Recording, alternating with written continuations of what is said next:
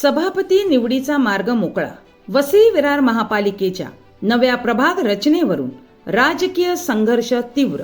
वसई विरार शहर महानगरपालिकेतील नव्याने करण्यात आलेल्या प्रभाग रचनेवरून गेल्या 2 महिन्यांपासून सुरू असलेल्या राजकीय वादाला आता निर्णायक वळण मिळण्याची चिन्हे दिसू लागली आहेत.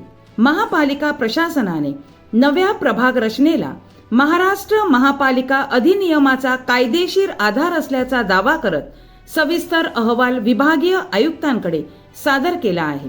त्यामुळे रखडलेल्या प्रभाग समिती सभापती निवडणुकांचा मार्ग आता मोकळ्या होण्याची शक्यता व्यक्त होत आहे.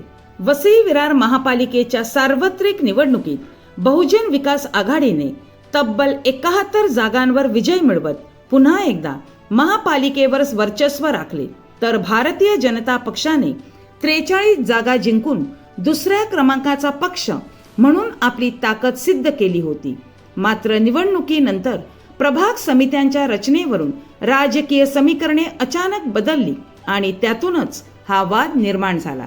महापालिकेच्या जुन्या प्रभाग रचनेनुसार प्रभाग ए समितीवर भाजपचा सभापती निवडला जाण्याची शक्यता वर्तवली जात होती.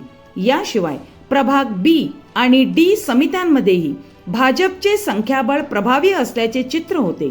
त्यामुळे काही महत्त्वाच्या समित्यांवर भाजपचा प्रभाव वाढण्याची शक्यता निर्माण झाली होती. दरम्यान महापालिकेच्या सर्वसाधारण सभेत सभागृह नेते प्रफुल्ल साने यांनी नागरिकांच्या सोयीसाठी परस्परांना लागून असलेल्या निवडणूक प्रभागांची पुनर्रचना करण्याचा प्रस्ताव मांडला. सभागृहाने या प्रस्तावाला मंजुरी दिल्यानंतर नव्या प्रभाग रचनेची अंमलबजावणी करण्यात आली आणि त्यानंतर संपूर्ण राजकीय समीकरणच बदलून गेले.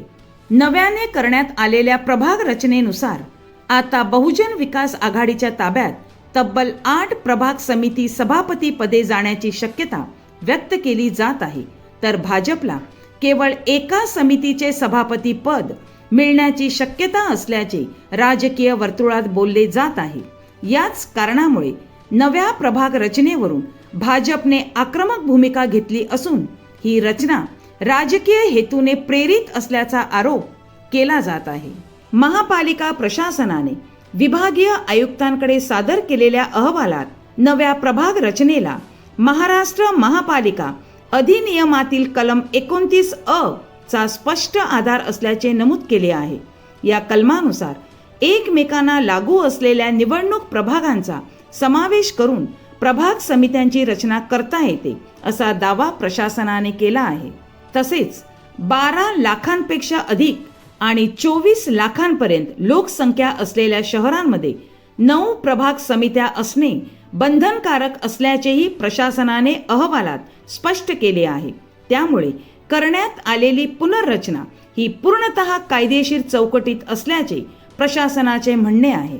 नव्या प्रभाग रचनेमुळे भाजपच्या प्रभावाखाली असलेल्या समित्या बहुजन विकास आघाडीच्या ताब्यात गेल्याचा आरोप करत भाजप आमदार राजन नाईक यांनी मुख्यमंत्री कार्यालयाकडे तक्रार दाखल केली होती. त्यांनी ही संपूर्ण प्रक्रिया नियमबाह्य असून राजकीय फायद्यासाठी करण्यात आल्याचा गंभीर आरोप केला होता. या तक्रारीची दखल घेत राज्य सरकारने वसई विरार महापालिका प्रशासनाकडून सविस्तर अहवाल मागवला होता. त्यानुसार प्रशासनाने आपली भूमिका स्पष्ट करणारा अहवाल वरिष्ठ स्तरावर सादर केला आहे. आता या संपूर्ण प्रकरणावर अंतिम निर्णय काय होणार याकडे राजकीय व प्रशासकीय वर्तुळाचे लक्ष लागले आहे. गेल्या 2 महिन्यांपासून रखडलेल्या प्रभाग समिती सभापती निवडणुकांवर या अहवालानंतर गती येण्याची शक्यता निर्माण झाली आहे. मात्र सरकारकडून अंतिम निर्णय येईपर्यंत राजकीय वातावरण तापलेलेच राहणार असल्याचे चित्र आहे. नव्या प्रभाग रचनेमुळे बदललेली सत्ता समीकरणे, बहुजन विकास आघाडीचा वाढलेला प्रभाव आणि भाजप आक्रमक विरोध यामुळे वसई विरार महानगरपालिकेतील आगामी सभापती निवडणुका अत्यंत चुरशीच्या ठरणार असल्याचे स्पष्ट होत आहे.